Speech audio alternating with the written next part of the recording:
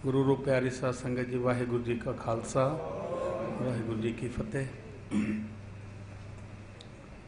अज दे साडे दो विषय।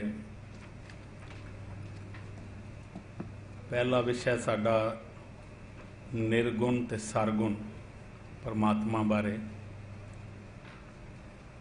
जिहड़ा है विषय प्रिंसीपल नरिंदरपाल सिंह जी साडे विच ने वो करनगे। और टी तो बाद मेजर जनरल सतबीर सिंह जी, जिहड़ा टॉपिक साडे सिलेबस विच नहीं है, ये क्रिएट किया बाद विच, फेथ एंड ह्यूमन डिवेलपमेंट इन गुरु ग्रंथ साहब।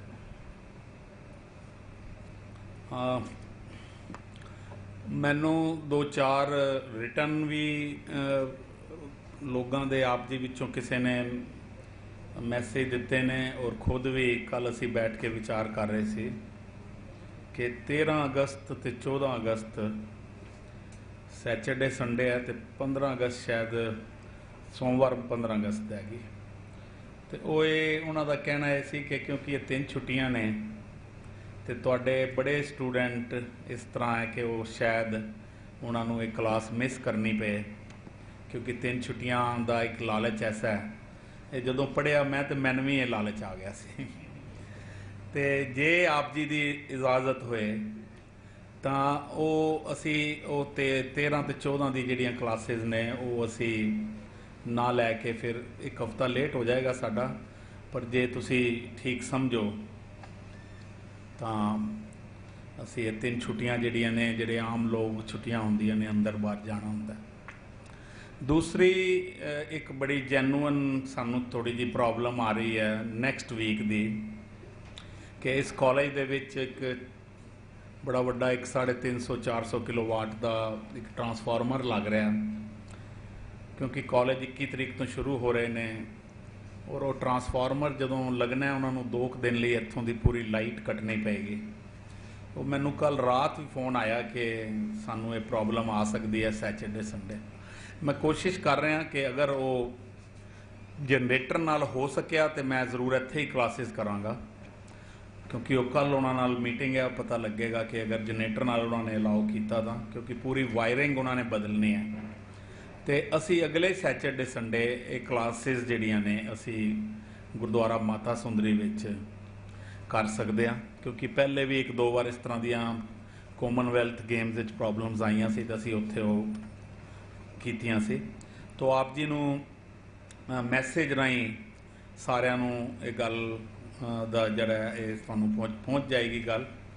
और अगर किसी को कोई गल ना भी पहुँचे तो तुसीं समझना कि अगर इत्थे क्लास नहीं हो रही तो फिर उत्थे गुरुद्वारे होएगी। ऑप्शन जिहड़ियां ने दोनों ही ने, जे जनरेटर दे नाल इत्थे हो सकिया तो असीं इत्थे ही करांगे। हुण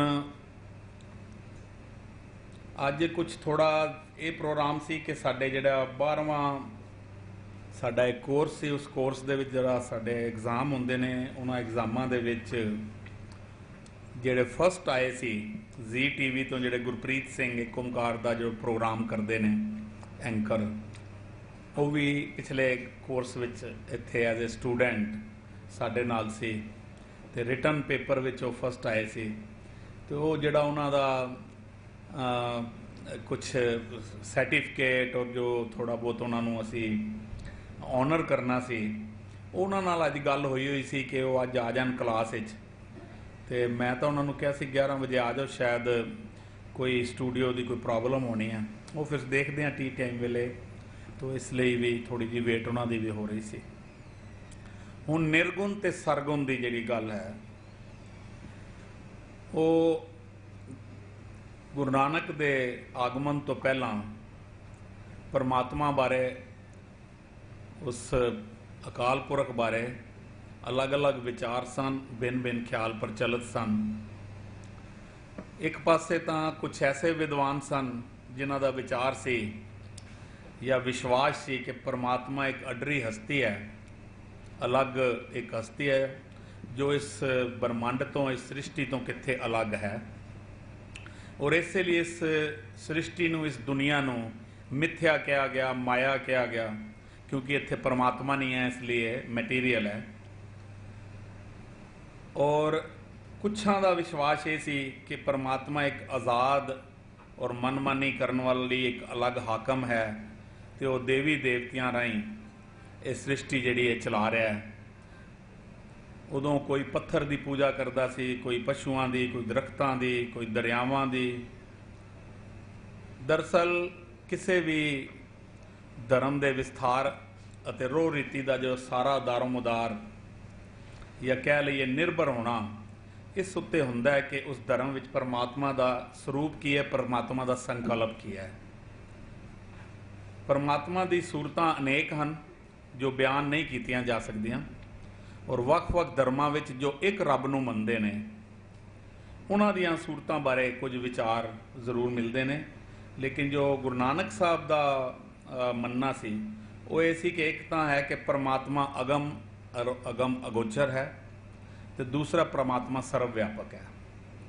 ਅਗਮ ਅਗੋਚਰ ਦਾ ਮਤਲਬ ਸੀ ਜਿਹਨੂੰ ਸਿਰਗੁਣ ਕਹਿ ਲੈਂਦੇ ਸੀ, ਕਿ ਭਾਵ ਹੈ ਕਿ ਰੱਬ ਜਿਹੜਾ ਹੈ ਨਿਰਗੁਣ, ਬਈ ਰੱਬ ਜਿਹੜਾ ਹੈ ਕਿੱਥੇ ਦੇਵੀ ਦੇਵਤਿਆਂ ਵਿੱਚ ਹੈ, ਜਾਂ ਜਿਹੜਾ ਵਿਖਦਾ ਨਹੀਂ ਰੱਬ ਸਰਬ ਸ਼ਕਤੀਮਾਨ ਜ਼ਰੂਰ ਹੈ, ਕਰਤਾ ਧਰਤਾ ਹੈ, ਔਰ ਇਹ ਪਹੁੰਚ ਹੈ ਜਿਸ ਨੂੰ ਵੇਖਿਆ ਨਹੀਂ ਉਹ ਨਿਰਗੁਣ, ਔਰ ਸਰਵ ਵਿਆਪਕ ਜੋ ਘਟ ਘਟ ਵਿੱਚ ਵਸਦਾ ਹੈ, ਸਰੀਰ ਵਿੱਚ ਵਸਦਾ, ਜਿਹੜੀ ਗੁਰੂ ਨਾਨਕ ਦੀ ਫਿਲੋਸਫੀ ਹੈ। ਤਾਂ ਉਹ ਇੱਕ ਜਿਹੜੀ ਬੜੀ ਖੂਬਸੂਰਤ ਲਾਈਨ ਹੈ, ਉਸ ਵਿੱਚ ਹੀ ਇਹ ਸਾਰੀ ਇਸ ਦੀ ਜਿਹੜੀ ਮੈਂ ਸਮਝਦਾ ਕਿ ਜਿਹੜੀ ਫਿਲੋਸਫੀ ਆ ਜਾਂਦੀ ਹੈ ਕਿ ਅਗਮ ਅਗੋਚਰ ਰੂਪ ਨਾ ਰੇਖਿਆ, ਖੋਜਤ ਖੋਜਤ ਘਟ ਘਟ ਦੇਖਿਆ, ਕਿ ਪਰਮਾਤਮਾ ਇਹ ਪਹੁੰਚ ਹੈ, ਗਿਆਨ ਇੰਦਰੀਆਂ ਦੀ ਉਸ ਤੱਕ ਕੋਈ ਪਹੁੰਚ ਨਹੀਂ ਹੈ। ਪਰ ਜਦੋਂ ਉਹਦੀ ਕੋਈ ਨਾ ਸ਼ਕਲ ਹੈ ਨਾ ਕੋਈ ਨਿਸ਼ਾਨੀ ਹੈ, ਪਰ ਲੱਭਦੇ ਜਦੋਂ ਅਸੀਂ ਪਾਇਆ ਤਾਂ ਉਹਨੂੰ ਹਰ ਸਰੀਰ ਵਿੱਚ ਅਸੀਂ ਉਸ ਨੂੰ ਪਾ ਲਿਆ। ਤਾਂ ਇਹ ਨਿਰਗੁਣ ਔਰ ਸਰਗੁਣ ਜਿਹੜੀ ਇਸ ਦੀ ਗੁਰੂ ਗ੍ਰੰਥ ਸਾਹਿਬ ਅਨੁਸਾਰ, ਗੁਰਬਾਣੀ ਅਨੁਸਾਰ, ਗੁਰਮਤਿ ਅਨੁਸਾਰ ਇਸ ਦੀ ਕੀ ਫਿਲੋਸਫੀ ਹੈ, ਜਾਂ ਗੁਰੂ ਸਾਹਿਬ ਨਿਰਗੁਣ ਔਰ ਸਰਗੁਣ ਬਾਰੇ ਕੀ ਰਾਹ ਦਿਖਾਉਂਦੇ ਨੇ ਸਾਨੂੰ, ਇਸ ਬਾਰੇ ਪ੍ਰਿੰਸੀਪਲ ਨਿੰਦਰਪਾਲ ਸਿੰਘ ਜੀ। ਵਾਹਿਗੁਰੂ ਜੀ ਕਾ ਖਾਲਸਾ, ਵਾਹਿਗੁਰੂ ਜੀ ਕੀ ਫਤਿਹ। ਮੈਂ ਮਸ਼ਹੂਰ ਹਾਂ ਚੇਅਰਮੈਨ ਸਾਹਿਬ ਦਾ। ਹਰ ਵਾਰੀ ਦੀ ਤਰ੍ਹਾਂ ਬੜੀ ਸੋਹਣੀ ਭੂਮਿਕਾ ਬਣਾ ਦਿੰਦੇ ਹਨ ਅਤੇ ਸਾਡਾ ਕੰਮ ਸੁਖੱਲਾ ਹੋ ਜਾਂਦਾ। ਔਰ ਜਿਹੜੀ ਮੋਟੀ ਗੱਲ ਹੈ ਜ਼ਾਹਰਾ ਤੌਰ 'ਤੇ ਨਿਰਗੁਣ ਅਤੇ ਸਰਗੁਣ ਦੀ, ਉਹਦਾ ਖੁਲਾਸਾ ਵੀ ਚੇਅਰਮੈਨ ਸਾਹਿਬ ਜੀ ਨੇ ਕਰ ਦਿੱਤਾ ਹੈ। ਮੈਂ ਆਪ ਜੀ ਦੇ ਨਾਲ ਇਸ ਵਿਸ਼ੇ ਦੇ ਉੱਤੇ ਜਦੋਂ ਗੱਲ ਪ੍ਰਾਰੰਭ ਕਰਾਂ ਤਾਂ ਆਪ ਸਭ ਸੁਖਮਨੀ ਸਾਹਿਬ ਦੇ ਅੰਦਰ ਰੋਜ਼ ਜਿਹੜੇ ਪੜ੍ਹਦੇ ਹਨ, ਇਸ ਦਾ ਪਾਠ ਕਰਦੇ ਨੇ। ਸਰਗੁਣ ਨਿਰਗੁਣ ਨਿਰੰਕਾਰ ਸੁਨ ਸਮਾਧੀ ਆਪ, ਆਪਨ ਕੀਆ ਨਾਨਕਾ ਆਪੇ ਹੀ ਫਿਰ ਜਾਪ। ਨਿਰਗੁਣ ਆਪ, ਸਰਗੁਣ ਵੀ ਉਹੀ, ਕਲਾ ਧਾਰ ਜਿਨ ਸਗਲੀ ਮੋਹੀ। ਇਹ ਸਾਡੇ ਰੋਜ਼ ਇਹ ਗੱਲ ਸੁਣਨ ਵਿੱਚ ਆਉਂਦੀ ਹੈ। ਜੇ ਅਸੀਂ ਇਤਿਹਾਸ ਨੂੰ ਵੇਖੀਏ ਤਾਂ ਨਿਰਗੁਣ ਤੇ ਸਰਗੁਣ ਸ਼ਬਦ ਗੁਰੂ ਨਾਨਕ ਪਾਤਸ਼ਾਹ ਦੇ ਆਗਮਨ ਤੋਂ ਪਹਿਲਾਂ ਵੀ ਸੀ, ਕਿਉਂਕਿ ਜਦੋਂ ਅਸੀਂ ਹਿੰਦੀ ਸਾਹਿਤ ਦਾ ਇਤਿਹਾਸ ਪੜ੍ਹਦੇ ਹਾਂ ਤੇ ਉਹਦੇ ਅੰਦਰ ਉਹ ਕਹਿੰਦੇ ਹਨ ਕਿ भक्ति की दो लहरें हैं, निर्गुण भक्ति और सरगुण भक्ति। पर ਜਦੋਂ ਅਸੀਂ ਕਿਸੇ ਵੀ ਸਕ੍ਰਿਪਚਰ ਧਰਮ ਗ੍ਰੰਥ ਦਾ ਅਧਿਐਨ ਕਰੀਏ ਤਾਂ ਹਰ ਧਰਮ ਗ੍ਰੰਥ ਨੂੰ ਸਮਝਣ ਦੇ ਵਾਸਤੇ ਵਿਦਵਾਨਾਂ ਨੇ ਇੱਕ ਸਾਇੰਸ ਬਣਾਈ ਹੈ। ਉਸ ਸਾਇੰਸ ਦਾ ਨਾਮ ਹੈ hermeneutics, the science of study of a scripture. ਕਿਸੇ ਵੀ ਧਰਮ ਗ੍ਰੰਥ ਨੂੰ ਸਮਝਣ ਦੇ ਲਈ ਹਾਰਮੋਨੈਟਿਕਸ ਦਾ ਸਹਾਰਾ ਲੈਣਾ ਪੈਂਦਾ ਹੈ, ਅਤੇ ਜਿਹੜੇ ਧਰਮ ਦੇ ਵਿਦਿਆਰਥੀ ਨੇ ਉਹ ਹਾਰਮੋਨੈਟਿਕਸ ਜਦ ਤੱਕ ਨਾ ਪੜ੍ਹਨ ਤਦ ਤੱਕ ਉਹ ਸਕ੍ਰਿਪਚਰ ਨੂੰ ਅਪਰੋਚ ਨਹੀਂ ਕਰ ਸਕਦੇ। ਉਹਨੂੰ ਸਮਝਣ ਦੇ ਲਈ ਉਹਦੀ ਕਨਸੈਪਚੁਅਲ ਸਕੀਮ ਕੀ ਹੈ, ਉਹਦਾ ਫਲਸਫਾ ਕੀ ਹੈ, ਮੈਂ ਇਹਦੇ ਵਿਸਥਾਰ ਵਿੱਚ ਨਹੀਂ ਜਾਵਾਂਗਾ ਕਿਉਂਕਿ ਅਗਲੇ ਹਫ਼ਤੇ ਬਹੁਤ ਵਿਦਵਾਨ ਸੱਜਣ ਅੰਮ੍ਰਿਤਸਰ ਗੁਰੂ ਨਾਨਕ ਦੇਵ ਯੂਨੀਵਰਸਿਟੀ ਤੋਂ ਆ ਰਹੇ ਨੇ ਅਤੇ ਉਹਨਾਂ ਨੇ ਆਪ ਜੀ ਦੇ ਨਾਲ ਗੁਰੂ ਗ੍ਰੰਥ ਸਾਹਿਬ ਦੀਆਂ ਵਿਆਖਿਆ ਪ੍ਰਣਾਲੀਆਂ ਦੀ ਗੱਲ ਕਰਨੀ ਹੈ। ਤੇ ਉਹ ਆਪ ਜੀ ਨਾਲ ਇਸ ਉੱਤੇ ਡਿਟੇਲ ਵਿੱਚ ਵੀ ਗੱਲ ਕਰਨਗੇ ਮੈਨੂੰ ਉਮੀਦ ਹੈ, ਕਿਉਂਕਿ ਹਰਮਨੈਟਿਕਸ ਤੋਂ ਬਗੈਰ ਕੋਈ ਵੀ ਵਿਦਿਆਰਥੀ ਧਰਮ ਗ੍ਰੰਥ ਨੂੰ ਅਪਰੋਚ ਨਹੀਂ ਕਰ ਸਕਦਾ। ਅਸੀਂ ਬੜਾ ਸੌਖਾ ਜਿਹਾ ਕੰਮ ਸਮਝਿਆ ਕਿ ਜਿਹਨੂੰ ਪੰਜਾਬੀ ਆਉਂਦੀ ਹੈ ਉਹ ਗੁਰੂ ਗ੍ਰੰਥ ਸਾਹਿਬ ਨੂੰ ਪੜ੍ਹ ਸਕਦਾ, ਪਾਠ ਕਰ ਸਕਦਾ, ਉਹਨੂੰ ਸਮਝ ਸਕਦਾ। ਗੱਲ ਇੰਨੀ ਸਧਾਰਨ ਨਹੀਂ ਹੈ, ਕਿਉਂਕਿ ਇਸ ਦੇ ਲਈ ਸਾਨੂੰ ਉਸ ਸਮੇਂ ਦੀਆਂ ਫਿਲਾਸਫੀ ਦੀਆਂ ਜਿਹੜੀਆਂ ਦਰਸ਼ਨ ਧਾਰਾਵਾਂ ਨੇ, ਜਿਵੇਂ ਸਿੱਧ ਗੋਸ਼ਟ ਵਿੱਚ ਗੁਰੂ ਨਾਨਕ ਪਾਤਸ਼ਾਹ ਨੇ ਜਿਹੜੀ ਦਾਰਸ਼ਨਿਕ ਚਰਚਾ ਕੀਤੀ ਹੈ ਸਿੱਧਾਂ ਦੇ ਨਾਲ, ਜਾਂ ਦੱਖਣੀ ਰਾਮਕਲੀ ਦੱਖਣੀ ਓਂਕਾਰ ਬਾਣੀ ਜਿਹੜੀ ਹੈ ਜਿਸ ਵਿੱਚ ਪਾਤਸ਼ਾਹ ਜੀ ਭਾਸ਼ਾ ਦੀ ਗੱਲ ਬੜੇ ਵੱਖਰੇ ਤਰੀਕੇ ਨਾਲ ਕਰਦੇ ਨੇ, ਇਹ ਗੱਲਾਂ ਇੰਨੀਆਂ ਸੌਖੀਆਂ ਸਮਝਣ ਵਿੱਚ ਆਉਣ ਵਾਲੀਆਂ ਨਹੀਂ ਹਨ। ਇਹਦੇ ਲਈ ਬਹੁਤ ਗਹਿਰੀ, ਬੜੀ ਉੱਚ ਪਾਈ ਦੀ ਸਕਾਲਰਸ਼ਿਪ ਚਾਹੀਦੀ ਹੈ। ਮੈਂ ਆਪ ਜੀ ਨੂੰ ਡਰਾ ਨਹੀਂ ਰਿਹਾ, ਪਰ ਜਿੰਨਾ ਕੁ ਸਾਨੂੰ ਸਮਝ ਆਇਆ ਮੈਂ ਆਪ ਜੀ ਦੇ ਨਾਲ ਉਹ ਗੱਲ ਸ਼ੇਅਰ ਕਰਾਂਗਾ, ਉਹ ਸਾਂਝੀ ਕਰਾਂਗਾ। ਸੋ ਜਿਹੜੀ ਪਹਿਲੀ ਗੱਲ ਹੈ, ਮੈਂ ਪਹਿਲਾਂ ਇਹ ਗੱਲ ਆਪ ਜੀ ਨਾਲ ਸਪਸ਼ਟ ਕਰਾਂ ਕਿ ਨਿਰਗੁਣ ਧਾਰਾ ਤੇ ਸਰਗੁਣ ਧਾਰਾ ਦੀ ਗੱਲ ਜਿਹੜੀ ਹਿੰਦੀ ਸਾਹਿਤ ਵਿੱਚ ਕੀਤੀ ਜਾਂਦੀ ਹੈ, ਔਰ ਜਿਹੜੀ ਵੀ ਇਤਿਹਾਸ ਦੀਆਂ ਕਿਤਾਬਾਂ ਵਿੱਚ ਬੱਚੇ 7ਵੀਂ 8ਵੀਂ ਤੋਂ ਪੜ੍ਹਨਾ ਸ਼ੁਰੂ ਕਰਦੇ ਨੇ ਔਰ MA ਤੱਕ ਉਹਨਾਂ ਨੂੰ ਜਿਹੜੇ ਲਿਟਰੇਚਰ ਦੇ ਸਟੂਡੈਂਟ ਨੇ ਉਹਨਾਂ ਨੂੰ ਪੜ੍ਹਾਇਆ ਜਾਂਦਾ ਹੈ, ਤੇ ਉਸ ਵਿੱਚ ਕਿਹਾ ਜਾਂਦਾ ਹੈ ਕਿ ਜਿਹੜੀ ਸਰਗੁਣ ਭਗਤੀ ਹੈ ਉਹ ਜਿਵੇਂ ਤੁਲਸੀ ਦੀ ਰਮਾਇਣ ਹੈ, ਜਾਂ ਸੂਰਦਾਸ ਹੈ, ਜਾਂ ਮੀਰਾ ਬਾਈ ਹੈ, ਇਹ ਸਰਗੁਣ ਭਗਤੀ ਦੇ ਉਪਾਸ਼ਕ ਨੇ। ਤੇ ਜਦੋਂ ਕਬੀਰ ਸਾਹਿਬ ਦੀ ਗੱਲ ਕਰਦੇ ਨੇ ਤੇ ਕਹਿੰਦੇ ਨੇ ਨਿਰਗੁਣ ਭਗਤੀ ਦੇ ਉਪਾਸ਼ਕ ਨੇ। ਤੇ ਗੁਰੂ ਨਾਨਕ ਸਾਹਿਬ ਨੂੰ ਵੀ ਤੇ ਆਦਿ ਗ੍ਰੰਥ ਦੀ ਸਾਰੀ ਰਚਨਾ ਨੂੰ ਉਹ ਨਿਰਗੁਣ ਭਗਤੀ ਦੇ ਨਾਲ ਜੋੜ ਦਿੰਦੇ। ਪਰ ਜਦੋਂ ਅਸੀਂ ਇਸ ਦਾ ਵਿਸ਼ਲੇਸ਼ਣ ਕਰੀਏ ਕਿ ਸਰਗੁਣ ਭਗਤੀ ਕੀ ਹੈ ਹਿੰਦੀ ਸਾਹਿਤ ਦੇ ਅਨੁਸਾਰ ਜਾਂ ਇੰਡੀਅਨ ਫਿਲਾਸਫੀ ਦੇ ਅਨੁਸਾਰ, ਤੇ ਸਰਗੁਣ ਭਗਤੀ ਕੀ ਹੈ, ਜਦੋਂ ਸਰਗੁਣ ਭਗਤੀ ਦੀ ਗੱਲ ਕਰਦੇ ਨੇ ਤੇ ਕਹਿੰਦੇ ਨੇ ਸਾਊਥ ਦੇ ਅੰਦਰ ਜਿਹੜੀ ਭਗਤੀ ਲਹਿਰ ਸ਼ੁਰੂ ਹੋਈ ਸੀ ਵੈਸ਼ਨਵ ਭਗਤੀ ਦੇ ਨਾਂ ਤੇ ਸ਼ੁਰੂ ਹੋਈ ਸੀ, ਔਰ ਨਾਰਥ ਇੰਡੀਆ ਦੇ ਵਿੱਚ ਜਦੋਂ ਕਬੀਰ ਸਾਹਿਬ ਦੀ ਗੱਲ ਆਉਂਦੀ ਹੈ ਤੇ ਕਹਿੰਦੇ ਨੇ ਨਿਰਗੁਣ ਭਗਤੀ ਦੀ ਗੱਲ ਕੀਤੀ ਹੈ। ਪਰ ਜਿਹੜੀ ਸਰਗੁਣ ਭਗਤੀ ਦੀ ਗੱਲ ਕੀਤੀ ਜਾਂਦੀ ਹੈ ਉਸ ਵਿੱਚ ਗੱਲ ਇੰਨੀ ਕੁ ਸੀਮਤ ਹੈ, ਜਿਹੜੀ ਮੈਂ ਗੁਰਬਾਣੀ ਦੀ ਗੱਲ ਹਾਲੇ ਨਹੀਂ ਸ਼ੁਰੂ ਕਰ ਰਿਹਾ, ਪਹਿਲਾਂ ਮੈਂ ਕੇਵਲ ਉਹ ਇਤਿਹਾਸ ਦੀ ਗੱਲ ਦੱਸਣਾ ਚਾਹ ਰਿਹਾ ਤਾਂ ਕਿ ਗੁਰਬਾਣੀ ਦੀ ਗੱਲ ਸਮਝ ਆ ਸਕੇ ਜਿਸ ਪਿਛੋਕੜ ਦੇ ਵਿੱਚੋਂ ਇਹ ਗੱਲ ਨਿਕਲੀ ਹੈ। ਸਰਗੁਣ ਭਗਤੀ ਜਿਵੇਂ ਵੈਸ਼ਨਵ ਭਗਤੀ ਤੋਂ ਸ਼ੁਰੂ ਹੋਈ ਤੇ ਇਹ ਅਵਤਾਰਵਾਦ ਦੇ ਅੰਦਰ ਇਸ ਦੀਆਂ ਜੜ੍ਹਾਂ ਨੇ ਕਿ ਰੱਬ ਕਿਸੇ ਨਾ ਕਿਸੇ ਰੂਪ ਵਿੱਚ ਮਨੁੱਖੀ ਸ਼ਕਲ ਵਿੱਚ ਇਸ ਜਗਤ ਦੇ ਉਧਾਰ ਵਾਸਤੇ ਇੱਥੇ ਆਉਂਦਾ ਹੈ ਤੇ ਉਸ ਦੀ ਸਾਕਾਰ ਰੂਪ ਦੇ ਅੰਦਰ ਉਸ ਦੀ ਪੂਜਾ ਕਰਨੀ ਸਰਗੁਣ ਭਗਤੀ ਹੈ। ਜਿਵੇਂ ਮੀਰਾ ਬਾਈ ਨੇ ਜਿੰਨੀ ਉਹਨੇ ਰਚਨਾ ਕੀਤੀ ਹੈ ਉਹ ਕ੍ਰਿਸ਼ਨ ਭਗਤੀ ਦੇ ਨਾਲ ਸੰਬੰਧਿਤ ਹੈ। ਤੁਲਸੀ ਜੀ ਨੇ ਜਿੰਨੀ ਉਸਤਤ ਕੀਤੀ ਹੈ ਉਹ ਰਾਮਾਇਣ ਜਿਹੜੇ ਭਗਵਾਨ ਰਾਮ ਜਾਂ ਸੀਤਾ ਜੀ ਦੀ ਜਿਹੜੀ ਕਹਾਣੀ, ਦਸ਼ਰਥ ਦੇ ਪੁੱਤਰ ਰਾਮ ਦੀ ਜਿਹੜੀ ਗੱਲ ਹੈ ਉਸ ਦੀ ਸਾਰੀ ਉਪਾਸਨਾ ਹੈ। ਪਰ ਜਿਹੜੀ ਕਬੀਰ ਸਾਹਿਬ ਦੀ ਗੱਲ ਜਦੋਂ ਆਉਂਦੀ ਹੈ ਤੇ ਕਹਿੰਦੇ ਨਿਰਗੁਣ ਭਗਤੀ ਹੈ। ਨਿਰਗੁਣ ਭਗਤੀ ਭਾਵ ਉਹ ਕਿਸੇ ਸਾਕਾਰ ਰੱਬ ਨੂੰ ਨਹੀਂ ਮੰਨ ਰਹੇ, ਉਹ ਨਿਰੰਕਾਰ ਨਿਰਾਕਾਰ ਜਿਸ ਦਾ ਆਕਾਰ ਬਿਆਨ ਨਹੀਂ ਕੀਤਾ ਜਾ ਸਕਦਾ ਉਸ ਦੀ ਗੱਲ ਕਰ ਰਹੇ ਨੇ। ਤੇ ਜਦੋਂ ਅਸੀਂ ਉਸ ਵੇਲੇ ਦੀਆਂ ਜਿਹੜੀਆਂ ਦਰਸ਼ਨ ਧਾਰਾਵਾਂ ਨੇ, ਜਿਹੜੀਆਂ ਫਿਲਾਸਫੀਕਲ ਟ੍ਰੀਟੀਜ਼ ਨੇ ਉਸ ਵੇਲੇ ਦੀਆਂ, ਜਿਤਨੇ ਵੀ ਉਪਨਿਸ਼ਦ ਨੇ, ਜਿਤਨੇ ਵੀ ਉਸ ਵੇਲੇ ਦੇ ਸਾਡੀਆਂ ਇੰਡੀਅਨ ਫਿਲਾਸਫੀ ਦੀਆਂ ਗੱਲਾਂ ਨੇ, ਉਹ ਇਹ ਕਹਿੰਦੇ ਨੇ ਮੂਲ ਰੂਪ ਦੇ ਅੰਦਰ ਉਹਨਾਂ ਦੇ ਵਿੱਚ ਕਿਧਰੇ ਵੀ ਤੁਸੀਂ ਕੁਦਰਤ ਦਾ ਜ਼ਿਕਰ ਨਹੀਂ ਪਾਓਗੇ, ਉੱਥੇ ਪਾਓਗੇ ਤੇ ਪ੍ਰਕਿਰਤੀ ਦਾ ਜ਼ਿਕਰ ਪਾਓਗੇ।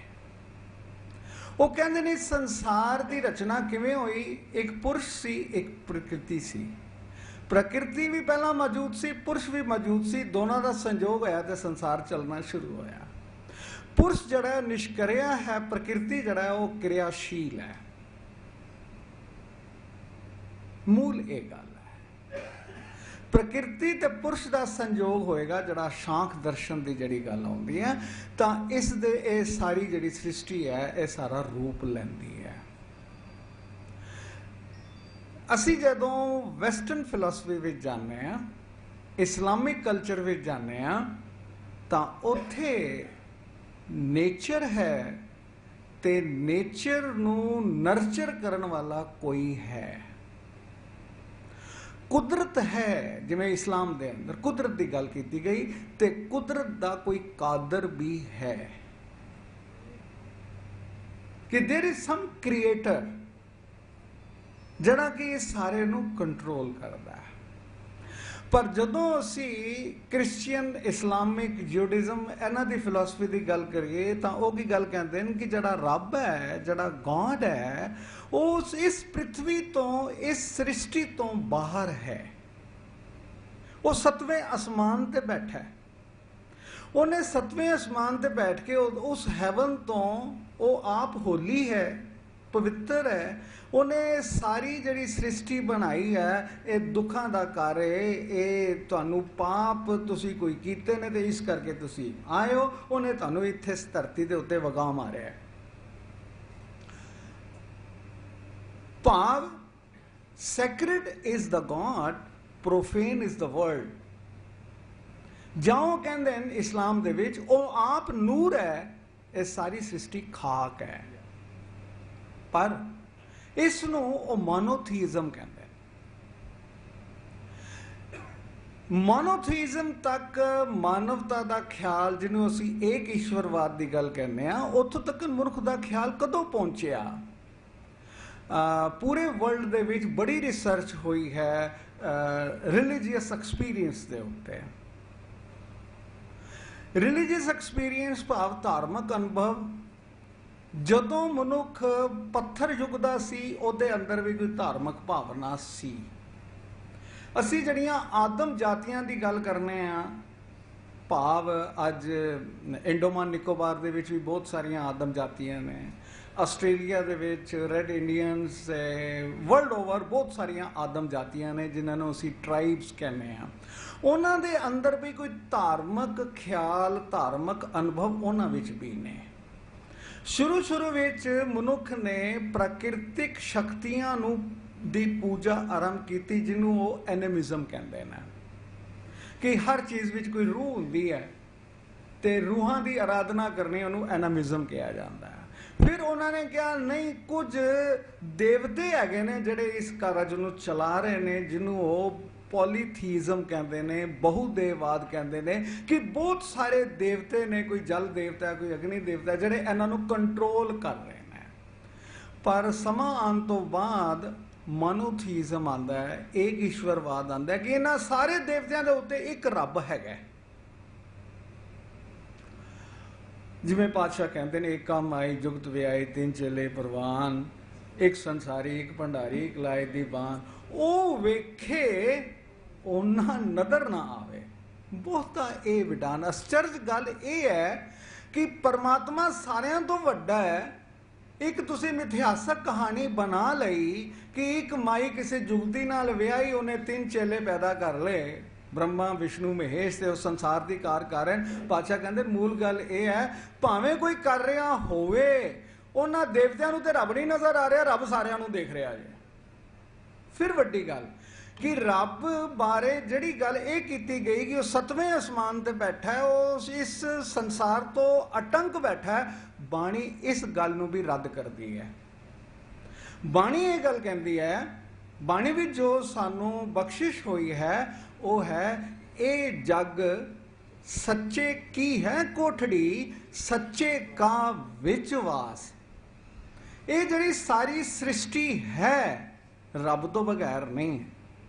आपी ने आप साजियो, आपी ने रचियो नाओ, दुई कुदरत साज के कर आसन डिठो चाओ। वो परमात्मा सब तो पहला अपने आप तो पैदा होया। उन्होंने पैदा करने वाला कौन है? अपने आप तो पैदा होया। किसी जगह ते भी रब की उत्पत्ति का यह ख्याल तुहानू नहीं मिलेगा। दूसरी गल कि अपने आप तो पैदा करन तो बाद उन्हें अपना नाम भी रचिया। अपनी होंद, जिसकी होंद होएगी ना उसे दा होएगा ना, ते उस नूं प्राप्त करन दा साधन भी नाम ही है। दुई कुदरत साझ के कर आसन डिठो चाओ। दूसरा काम उन्हें किया, इस सृष्टि नूं साजिया, कुदरत नूं साजिया, ते कुदरत दे विच आप बह गया, उन्होंने वगा नहीं मारिया। उन्होंने ऐ नहीं कि उन्होंने करके ते बेफिक्र हो गया, नहीं, उन्होंने फिक्र है, वो पाल रहा है, पल पल इस सृष्टि नूं पाल रहा है, इस कुदरत नूं पाल रहा है, क्योंकि उहदे जर्रे जर्रे विच भी समाया होया है। अपने आप साजियो उसका निर्गुण स्वरूप। दुई कुदरत साज के कर आसन डिठो चाओ उदा सरगुण स्वरूप। तू निर्गुण, तू सरगुणी, तो आप ही निर्गुण है, तू ही सरगुण है। गुरबाणी दी जड़ी कंसैप्चुअल स्कीम है, जड़ी इसकी विचारधारा है, वो गुरबाणी दे विचों ही प्रगट होएगी। वो किसी होर फलसफे के राही नहीं हो सकती, क्योंकि गुरबाणी का अपना फलसफा है, अपना नवेकला फलसफा है। अज दे जड़े धर्म विग्यानी ने, मैं सिख धर्म विग्यानियों की गल नहीं कर रहा, थियोलॉजिस्ट की गल नहीं कर रहा, मैं कंपैरेटिव रिलीजन वाले जड़े वर्ल्ड दे टॉप दे जड़े रिलीजियस फिलोसफर्स ने, जड़े कंपैरेटिव रिलीजन की गल करते हैं, जेडे मैक्स मूलर तो जड़ी गल शुरू हुई, उन्होंने जो गुरबाणी दी इस फलसफे नूं पढ़िया, इस यूनीक फलसफे नूं पढ़िया, तो उन्होंने ये गल आखी है कि ये पॉलीथीज़म नहीं, एनिमिज़म नहीं, ये मोनोथीज़म नहीं, मोनोथीज़म तो भी अगली गल है। मोनोथीज़म तो अगली गल उन्होंने कही, इट इज़ पनेंथीज़म।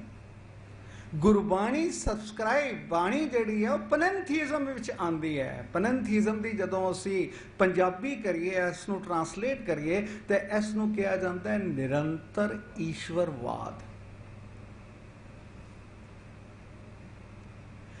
भाव ओ वाहिगुरु दी वाहद शक्ति, वो निर्गुण भी है, सरगुण भी है, ते दोनों दे विच कोई अंतर नहीं है, वो निरंतर है, वो कंटिन्यूअस है। तो असी पहला जड़ा शब्द है जिथों गुरु ग्रंथ साहब शुरू होंदा है, एक ओंकार। कई इसदा कहते हैं कि यह ओमकार तो निकलिया, पर जदों तुसी इस दी एनालिसिस करोगे, इहदा विश्लेषण करोगे, इहदा पहले गल उच्चारण ओंकार है, ओमकार नहीं है। दूसरी गल, इहदे पहला एका लगा होया, एके तो भाव है वो वाहिगुरु अकाल पुरख एक है। मैथमैटिक्स का नंबर लिया, भाव इसका स्वरूप भाषा के राही बयान नहीं हो सकता, एक है। एक तो भाव निर्गुण है, जिन्हों अरबद नरबद धुंधुकारा, वो एक जिसने अपने आप नूं साजिया। इसे तो ओंकार, ये सारी सृष्टि की रचना, ओंकार ब्रह्मा उत्पात, ओंकार सगल, पूरी ओंकार की व्याख्या बाणी में आ जाती है। ते कार तो की भाव है, कार दे दो अर्थ ने। पहली गल एक क्रियाशील है, ये पुरुष वाकन निष्क्रिया नहीं है। पुरुष ते प्रकृति की जिहड़ी डायकोटमी बनाई गई, उहदे वाकन निष्क्रिया नहीं है, क्रियाशील है। ते दूसरा संस्कृत का जिहड़ा कार हुंदा है, उहदा भाव हुंदा है वो शक्ति जां वो हस्ती जिहड़ी निरंतर होवे, जिस विच कोई रुकावट ना होवे। सो दोहां पासियां तो लिया जाए, जे एक कार का अर्थ क्रिया लिया जाए तो ये शांख दर्शन तो अपनी गल वखरी करती है। तो जेकर इसनों ये कहा जाए कि एक कार तो भाव है एक ओंकार, ये इको हस्ती का स्वरूप है, निरंतर है, कंटिन्यूअस है। It is the god which is panentheism. इत्थे दुनिया च वो भी लोग ने जिहड़े एथीस्ट ने, जिहड़े रब नूं नहीं मनदे। ਉਹ ਵੀ ਨੇ ਜਿਹੜੇ ਰੱਬ ਨੂੰ ਮੰਨਦੇ ਨੇ। ਕਈ ਰੱਬ ਨੂੰ ਮੰਨਦੇ ਨੇ ਤੇ ਭਾਵ ਕੋਈ ਸ਼ਕਤੀ ਸਾਡੇ ਸਰੀਰ ਤੋਂ ਬਾਹਰ ਹੈ, ਉਹ ਰੂਹ ਹੋ ਸਕਦੀ ਹੈ। ਕੋਈ ਸ਼ਕਤੀ ਸਾਡੇ ਸਰੀਰ ਤੋਂ ਬਾਹਰ ਹੈ, ਉਹ ਕੋਈ ਦੇਵਤੇ ਹੋ ਸਕਦੇ ਨੇ। ਕੋਈ ਸ਼ਕਤੀ ਸਰੀਰ ਤੋਂ ਬਾਹਰ ਹੈ, ਜਿਹੜਾ ਅਟੰਕ ਬੈਠਾ ਰੱਬ ਹੈ। ਪਰ ਜਿਹੜਾ ਰੱਬ ਬਾਣੀ ਕਹਿੰਦੀ ਹੈ ਉਹ ਤੂੰ ਨਿਰਗੁਣ ਤੂੰ ਸਰਗੁਣੀ। ਤੂੰ ਨਿਰਗੁਣ ਵੀ ਹੈ, ਤੂੰ ਸਰਗੁਣ ਵੀ ਹੈ, ਦੋਹਾਂ ਵਿੱਚ ਭੇਦ ਕੋਈ ਨਹੀਂ। ਹੁਣ ਕਬੀਰ ਸਾਹਿਬ ਦੀ ਗੱਲ ਕਰੀਏ। ਭਗਤ ਕਬੀਰ ਜੀ ਵੀ ਰਾਮ ਦੀ ਗੱਲ ਕਰਦੇ ਨੇ, ਪਰ ਉਹਨਾਂ ਨੇ ਬੜੀ ਅੱਛੀ ਖੁਲਾਸਾ ਆਪਣੀ ਬਾਣੀ ਵਿੱਚ ਹੀ ਕਰ ਦਿੱਤਾ ਹੈ ਕਿ ਮੈਂ ਕਿਹੜੇ ਰਾਮ ਦੀ ਗੱਲ ਕਰ ਰਿਹਾ ਹਾਂ। ਕਿ ਉਹ ਤੁਲਸੀ ਵਾਲੇ ਰਾਮ ਦੀ ਗੱਲ ਹੈ ਜਾਂ ਉਹ ਉਸ ਰਾਮ ਦੀ ਗੱਲ ਹੈ ਜਿਸ ਦੇ ਅਰਥ ਉਹ ਆਪ ਸਪਸ਼ਟ ਕਰਦੇ ਨੇ। ਮੈਂ ਕਬੀਰ ਸਾਹਿਬ ਦੇ ਜਿਹੜੇ ਸ਼ਲੋਕ ਨੇ, ਜਿਹੜੇ 12 ਤੋਂ ਵਧੇਕ ਅਖੀਰ ਵਿੱਚ ਗੁਰੂ ਗ੍ਰੰਥ ਸਾਹਿਬ ਦੇ ਅੰਗ 13 ਪਵਿੱਤਰ ਅੰਗ 1374 ਦੇ ਉੱਤੇ ਨੇ। ਇਹ ਸ਼ਲੋਕ ਹੈ 189, 190, 191। ਕਿਉਂਕਿ ਪੂਰੀ ਕਨਸੈਪਚੁਅਲ ਸਕੀਮ ਜਿਹੜੇ ਇਹ ਸ਼ਲੋਕ, ਇਹ ਮਤ ਸਮਝਿਓ ਕਿ ਇਹ ਵਿਕੋ ਲਿਤਰੇ ਨੇ, ਇੱਕ ਦੂਸਰੇ ਦੇ ਨਾਲ ਇਹਨਾਂ ਦਾ ਕੋਈ ਸੰਬੰਧ ਨਹੀਂ ਹੈ। ਇਹਨਾਂ ਦਾ ਪੂਰਾ ਖਿਆਲ ਤੁਰਦਾ ਹੈ, ਇੱਕ ਦੂਸਰੇ ਦੇ ਵਿੱਚ ਗੁੰਦੇ ਹੋਏ ਨੇ, ਜਿਵੇਂ ਮਾਲਾ ਦੇ ਮੋਤੀ ਹੁੰਦੇ ਨੇ। 189 ਜਿਹੜਾ 199ਵਾਂ ਸ਼ਲੋਕ ਹੈ, ਉਸ ਵਿੱਚ ਕਬੀਰ ਸਾਹਿਬ ਜੀ ਕਹਿੰਦੇ ਨੇ, ਕਬੀਰ ਗੁਰ ਲਾਗਾ ਤਬ ਜਾਣੀਐ, ਮਿਟੇ ਮੋਹ ਤਨ ਤਾਪ, ਹਰਕ ਸੋਗ ਦਾ ਜੇ ਨਹੀਂ, ਤਬ ਹਰ ਆਪੈ ਆਪ। ਮੈਂ ਕੋਈ ਗੁਰੂ ਧਾਰਨ ਕਰਾਂ ਤੇ ਗੁਰੂ ਧਾਰਨ ਦਾ ਟੈਸਟ ਕੀ ਹੈ? ਕਬੀਰ ਗੁਰ ਲਾਗਾ ਤਬ ਜਾਣੀਏ, ਮੈਂ ਕਿਸੇ ਗੁਰੂ ਨੂੰ ਧਾਰਨ ਕਰਾਂ ਤੇ ਮੇਰੇ ਅੰਦਰ ਕਿਹੜਾ ਪਰਿਵਰਤਨ ਆਣਾ ਚਾਹੀਦਾ ਹੈ?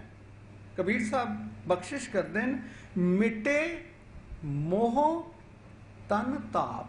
ਜੇ ਮੇਰੇ ਤਨ ਦਾ ਰੋਗ ਮਿਟ ਜਾਏ, ਮੇਰੇ ਮਨ ਦੇ ਵਿੱਚੋਂ ਮੋਹ ਮਿਟ ਜਾਏ, ਤਾਂ ਮੈਂ ਸਮਝਾਂ ਕਿ ਮੈਂ ਕਿਸੇ ਗੁਰੂ ਨੂੰ ਧਾਰਨ ਕੀਤਾ ਹੈ। ਜੇ ਕਿਸੇ ਨੇ ਮੈਨੂੰ ਸੰਸਾਰ ਵਿੱਚ ਹੀ ਖਚਿਤ ਕਰਨਾ ਹੈ, ਨਿਰੰਕਾਰ ਵੱਲ ਮੈਨੂੰ ਲੈ ਕੇ ਨਹੀਂ ਤੁਰਨਾ, ਮੈਂ ਅਜਿਹਾ ਗੁਰੂ ਕਿਉਂ ਧਾਰਨ ਕਰਾਂ? ਹਰਕ ਸੋਗ ਦਾ ਜੇ ਨਹੀਂ, ਮੈਨੂੰ ਕੋਈ ਹਰਕ ਕੋਈ ਸੋਗ, ਇਹ ਬਾਹਰ ਦੀ ਜ਼ਰਾ ਜਿੰਨਾ ਬੰਦੇ ਨੂੰ 2 ਪੈਸੇ ਆ ਜਾਣ ਤੇ ਫੁੱਲਿਆ ਨਹੀਂ ਸਮਾਉਂਦਾ। ਬੇਰੁਜ਼ਗਾਰ ਦੀ ਨੌਕਰੀ ਲੱਗ ਜਾਏ ਤੇ ਕਹਾਂ ਮੈਂ ਇੰਨੀ ਮਿਹਨਤ ਕੀਤੀ, ਮੈਂ ਟੈਸਟ ਦਿੱਤਾ, ਮੈਂ ਫਸਟ ਆਇਆ, ਮੈਂ ਪਾਸ ਹੋ ਗਿਆ, ਮੈਂ ਹੀ ਨਹੀਂ ਮੁੱਕਦੀ। ਹਰ ਇੱਕ ਸੋਗ ਤੇ ਕੁਝ ਚਲਾ ਜਾਏ ਤੇ ਝੱਟ ਦੁਖੀ ਹੋ ਜਾਂਦਾ। ਹਰ ਇੱਕ ਸੋਗ ਦਾ ਜੇ ਨਹੀਂ, ਤਬ ਹਰ ਆਪੈ ਆਪ।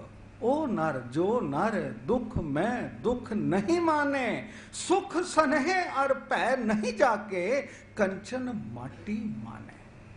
ਉਸਨੇ ਪਛਾਣਿਆ ਹੈ ਰੱਬ ਨੂੰ। ਕਿਉਂਕਿ ਕਬੀਰ ਸਾਹਿਬ ਦੇ ਇਸ ਤੋਂ ਪਹਿਲੇ ਸ਼ਲੋਕ ਦੇਖੋਗੇ ਤਾਂ ਉਹ ਕੀ ਗੱਲ ਕਰ ਰਹੇ ਨੇ ਕਿ ਆਮ ਕੋਈ ਹਿੰਦੂ ਜੇਕਰ ਕਿਸੇ ਬ੍ਰਾਹਮਣ ਜਨੇਊ ਪਹਿਨਦਾ ਹੈ ਤੇ ਉਹ ਸਮਝਦਾ ਹੈ ਕਿ ਸਿੱਖਾਂ ਕੰਨ ਚੜਾਈਆਂ ਗੁਰ ਬਾਮਣ ਥੀਆ। ਬਾਮਣ ਗੁਰੂ ਹੈ, ਜਗਤ ਕਾ ਭਗਤਨ ਕਾ ਗੁਰੂ ਨਾ ਹੈ। ਕਿਸੇ ਨੂੰ ਵੀ, ਕਿਸੇ ਹਿੰਦੂ ਨੂੰ ਜਨੇਊ ਪਹਿਨਣ ਵੇਲੇ ਇਹ ਗੱਲ ਹੁੰਦੀ ਹੈ ਕਿ ਉਸਨੇ ਬ੍ਰਾਹਮਣ ਨੂੰ ਗੁਰੂ ਧਾਰ ਲਿਆ। ਤੇ ਇਹ ਕਹਿ ਰਹੇ ਨੇ ਵੀ ਤੂੰ ਜੇਕਰ ਜਨੇਊ ਪਹਿਨਿਆ, ਉਸਨੂੰ, ਉਸ ਵਿਅਕਤੀ ਨੂੰ ਤੂੰ ਗੁਰੂ ਧਾਰਨ ਕੀਤਾ, ਜੇ ਤੇ ਤੇਰੇ ਮਨ ਦੇ ਵਿੱਚੋਂ ਸੰਸਾਰ ਦਾ ਮੋਹ ਖਤਮ ਹੋਇਆ, ਮੈਂ ਤਾਂ ਜਾਣਾਂਗਾ ਤੂੰ ਗੁਰੂ ਧਾਰਨ ਕੀਤਾ। ਹੁਣ ਤੂੰ ਕਹਿ ਰਹੇ ਹੈ ਕਿ ਰਾਮ ਰਾਮ ਜਪ ਬਈ। ਉਸ ਤੋਂ ਨੈਕਸਟ ਸ਼ਲੋਕ ਹੈ, ਕਬੀਰ ਰਾਮ ਕਹਿਨ ਮੈਂ ਭੇਦ ਹੈ, ਤਾਂ ਮੈਂ ਏਕ ਵਿਚਾਰ, ਸੋਈ ਰਾਮ ਸਭੈ ਕਹੇ, ਸੋਈ ਕੋਤਕ ਹਾਰ। ਰਾਮ ਕਹਿਨ ਮੈਂ ਭੇਦ ਹੈ। ਜਦੋਂ ਤੂੰ ਮੂੰਹੋਂ ਰਾਮ ਆਖਦਾ ਹੈ ਤੇ ਇਹਦੇ ਵਿੱਚ ਇੱਕ ਭੇਦ ਹੈ। ਜਦੋਂ ਕਬੀਰ ਸਾਹਿਬ ਰਾਮ ਦੀ ਗੱਲ ਕਰਦੇ ਨੇ ਤੇ ਉਹ ਕਿਹੜੇ ਰਾਮ ਦੀ ਗੱਲ ਕਰ ਰਹੇ ਨੇ? ਰਾਮ ਕਹਿਨ ਮੈਂ ਭੇਦ ਹੈ, ਤਾਂ ਮੈਂ ਏਕ ਵਿਚਾਰ, ਸੋਈ ਰਾਮ ਸਭੈ ਕਹੇ, ਸੋਈ ਕੋਤਕ ਹਾਰ। ਇੱਕ ਰਾਮ ਉਹ ਹੈ ਜਿਹੜਾ ਘੱਟ ਘੱਟ ਵਿੱਚ ਵਸਿਆ ਹੋਇਆ, ਰਮਿਆ ਹੋਇਆ ਰਾਮ। ਰਾਮ ਤੋਂ ਭਾਵ ਹੈ ਜਿਹੜਾ ਰਮਿਆ ਹੋਇਆ, ਜਿਹੜਾ ਜ਼ਰਰੇ ਜ਼ਰਰੇ ਵਿੱਚ ਸਮਾਇਆ ਹੋਇਆ। ਤੇ ਇੱਕ ਰਾਮ ਉਹ ਹੈ ਜਿਸ ਦੀ ਤੁਸੀਂ ਰਾਮਲੀਲਾ ਕਰ ਲੈਂਦੇ ਹੋ, ਰਸ ਲੀਲਾ ਕਰ ਲੈਂਦੇ ਹੋ ਤੇ ਕਹਿੰਦੇ ਹੋ ਕਿ ਅਸੀਂ ਅੱਜ ਰਾਮ ਦੀ ਭਗਤੀ ਕਰ ਲਈ। ਸੋ ਇਹ ਭੇਦ ਹੈ ਕਹਿਣ ਦੇ ਵਿੱਚ। ਕੀ ਤੂੰ ਰਮੇ ਹੋਏ ਰਾਮ ਨੂੰ ਰਪਿਆ, ਉਸ ਨੂੰ ਯਾਦ ਕੀਤਾ, ਜਾਂ ਉਸ ਨੂੰ ਯਾਦ ਕੀਤਾ ਜਿਹਦੀ ਰਾਮਲੀਲਾ ਕਰਕੇ ਤੂੰ ਕਹਿਣਾ ਕਿ ਮੈਂ ਦਸ਼ਰਥ ਦੇ ਪੁੱਤਰ ਰਾਮ ਦੀ ਆਰਾਧਨਾ ਕੀਤੀ ਹੈ।